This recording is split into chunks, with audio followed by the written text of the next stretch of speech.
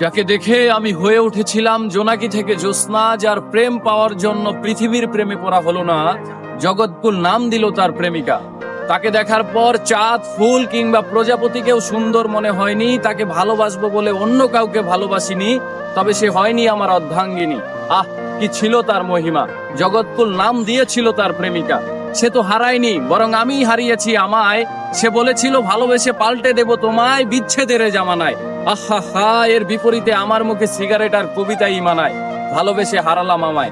তাকে করা স্পর্শ অথবা তার করা ক্ষিপ্র চুম্বন যেন লেগে আছে আজও ঠোঁটের কোণে।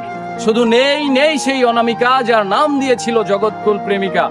আমি শুনেছিলাম পৃথিবীর মানুষেরা চাইলে সবকিছুই হতে পারে, তাই আমি চাঁদ, সূর্য, মহাবিশ্ব চাইনি হতে, শুধু চেয়েছিলাম এক জনম তোমায় ভালোবেসে যেতে।